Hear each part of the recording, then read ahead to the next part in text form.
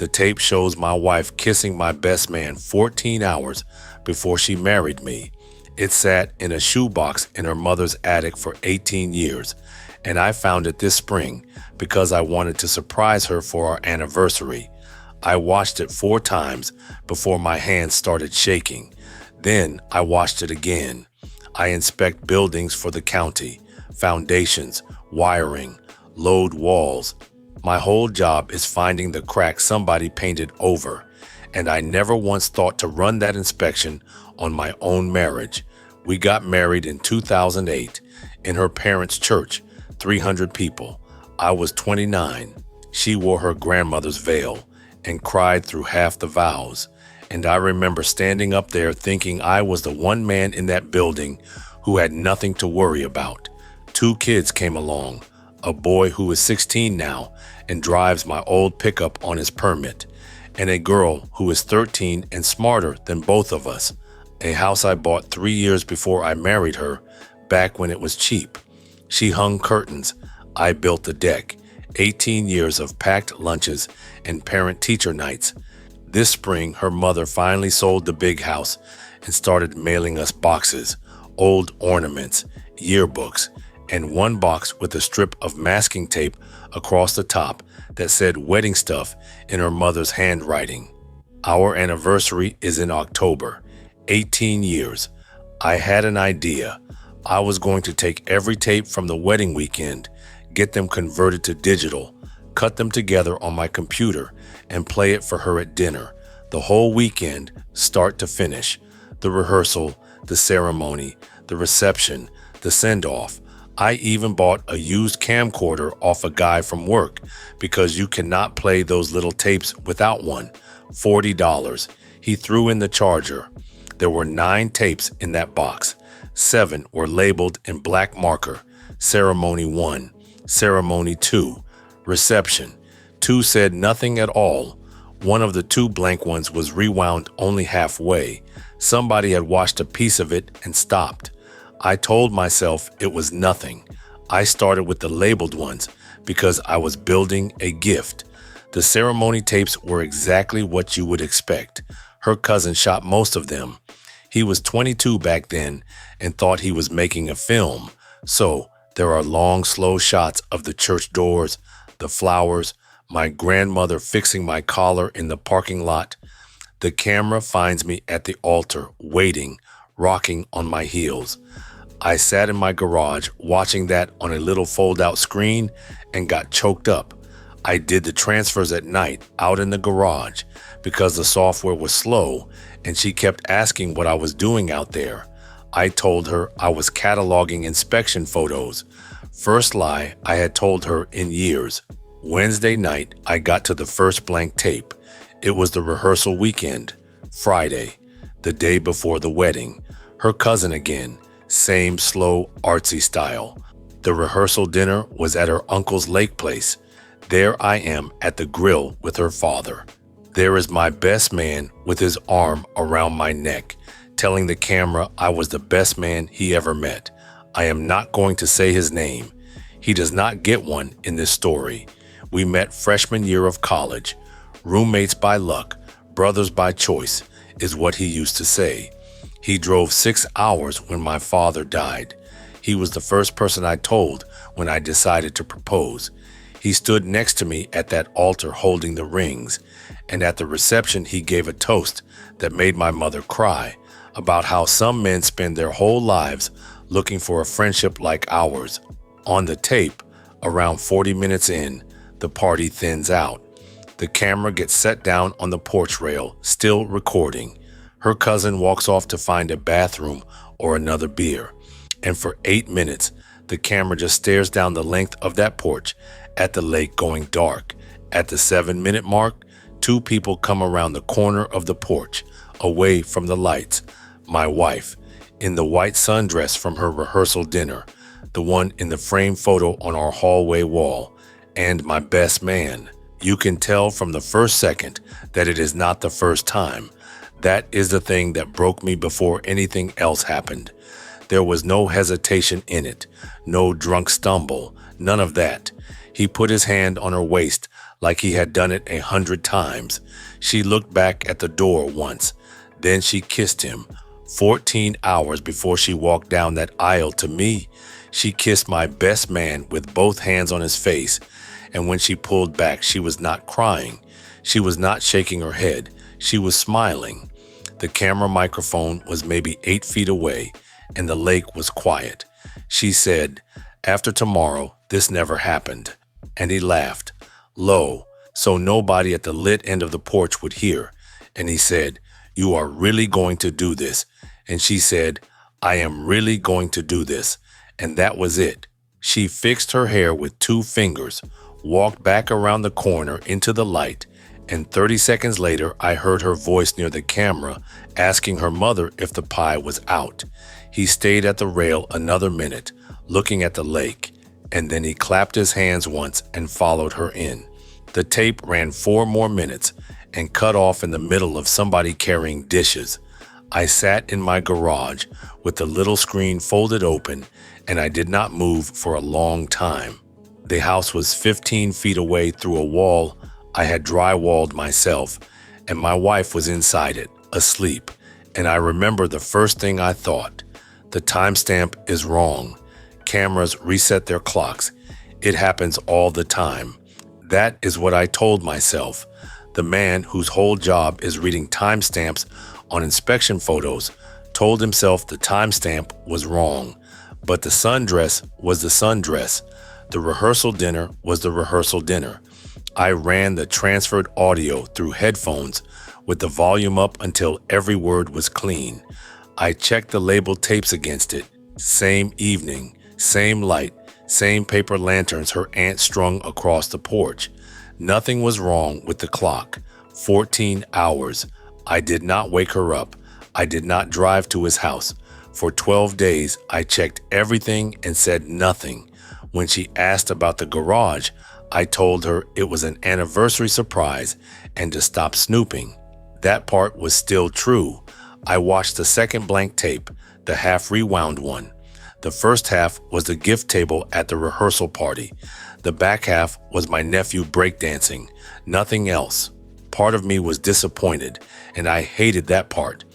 I pulled our wedding album off the shelf and looked at every photo of the 2 of them with new eyes. There is one, page 7, the wedding party lined up on the church steps. She is looking at the camera. He is looking at her. I had seen that photo 200 times and never once seen it. I watched the send-off tape from the morning after the wedding. He loaded our luggage into the car. He hugged her goodbye at the curb, 1 second longer than a best man should. And after our car pulled out, the camera caught him standing alone in the parking lot while everybody else walked back inside. I found the toast on the reception tape and listened to it again, with a beer going warm next to me. Some men spend their whole lives looking for a friendship like ours. He said that 18 hours after the porch. He held the rings. I got the guest book down too. Everybody signs those things in the same 10 words. Love you both. Best wishes. So happy. His entry was 4 lines. Big confident handwriting. To the luckiest man I know. Try to stay that way. I read it the week after our wedding and thought it was funny. I read it in my garage at 1 a.m. and heard it the way he meant it. Then I called her cousin, the one who shot the tapes. He is about 40 now, sells farm equipment, still talks like a film student. I kept it light, said I was converting the wedding tapes for the anniversary, wanted to make sure I had them all. He laughed and said, "Man, you have more than I do." I asked what he meant. He said, "Your wife borrowed one of the rehearsal tapes back in 2009, said she wanted to make a copy for her folks. He never got it back, and he told me he had never even played those 2 through himself. He labeled what he remembered and boxed the rest blind." 2009, 1 year into the marriage. I looked at the second blank tape sitting on my workbench, the one that had been rewound halfway, and that half rewind finally made sense. She had gone looking for that porch. She took a blank tape, watched the gift table roll by for 10 minutes, got interrupted, and never made herself finish it. She spent 18 years believing the porch was on the back half of that tape, and she hid it in the one place I would never dig, her mother's attic. The tape with the porch on it sat right next to it the whole time, waiting on me and a $40 camcorder. That is not a woman who forgot a bad night. That is a woman who ran a cover-up, and I started counting things. I counted every Christmas, birthday, and cookout he had stood in since college. I counted that he was in my hospital hallway the night my son was born, and that my wife had asked him, not me, to drive her mother home that night. I counted that he was godfather to my daughter. I counted that he and his wife had us over for dinner 2 weekends before I found the tape, and my wife brought her famous lemon bars, and everybody laughed at everybody's jokes. And my wife and my best man sat across from each other like polite strangers, same as every dinner for 18 years. Nobody is that neutral for that long around a close friend. Neutral is a job. The 12th day was a Friday. The kids were at a game. She was at the dining room table with her laptop, doing the grocery order. She asked me, without looking up, if the anniversary surprise was almost done. She smiled when she said it, because she thought she knew what it was. I said, yes, almost done, and something in my voice made her look up. I had thought about this moment for 12 days, and every version I rehearsed had shouting in it. What actually came out of me was quiet. I asked her one question. I said, tell me the truth. The night before we got married, is there anything you would go back and change? The color went out of her face from the forehead down. I watched it happen. She did not say, what do you mean? She did not laugh it off. 18 years of marriage, and she knew exactly which night I meant, out of 6,500 nights, instantly. She said, who told you? Not, I don't know what you're talking about. Who told you? I put the camcorder on the table between us, turned the little screen around, and pressed play. I had it cued to the porch. I made myself watch her instead of the screen. She watched all of it with her hand flat over her mouth. When her own voice came out of that tiny speaker, after tomorrow this never happened, her knees went, and she sat down slow on the stool. The first thing she said was, we were kids. She was 27. The second thing she said was, it was one time, it never happened again. I swear on the kids. In the space of 1 minute, it went from who told you to we were kids to it was one time. That is a person negotiating. So I asked the only question left.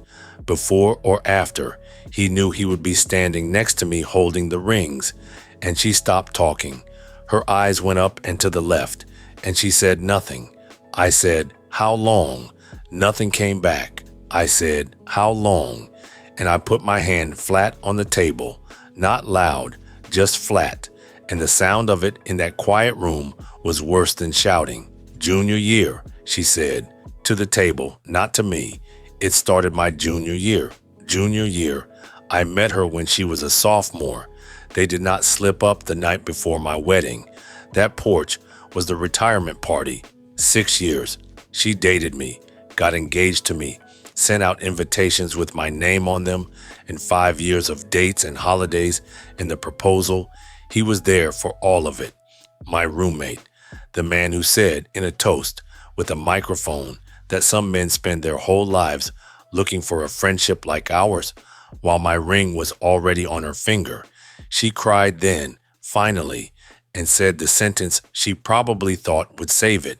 But I chose you. Out of both of them, she chose me. I was supposed to take that as the prize. And then, while her eyes were still wet, she looked at the camcorder on the table and asked me how many copies there were. Not, are you okay? Not, what happens now? How many copies? 12 days I had spent wondering if I was being unfair to her. And she cleared that up in 4 words. I told her the truth. I said, enough. Then I asked about her cousin's missing tape from 2009 and watched the last of the color go, because she finally understood that I was not working with a guess. I was working with a file. I slept in my son's old bunk room that night, not because I could not stand to be near her, although I could not, because I needed to be somewhere that only good things had happened. I did not scream, and I did not post anything, and I did not drive to his house with a bat, although I drafted that trip in my head a few dozen times. I got organized instead. Monday morning, I called a divorce attorney, not the one from the radio, a small office downtown, a woman about my age who listened to all of it without blinking. She said, "First, I am sorry. That is one of the worst versions of this I have heard. And second, none of it moves the needle legally. So let us talk about what does." She asked when my wife had seen the tape. I said, "Friday night, off the camcorder screen," with her hand over her mouth. She said, "Then she is already talking to someone. Start copying documents tonight. This is a no-fault state, and everything on that tape happened before the vows." My attorney put it plain. The court cares about conduct during the marriage, and this was 14 hours ahead of it.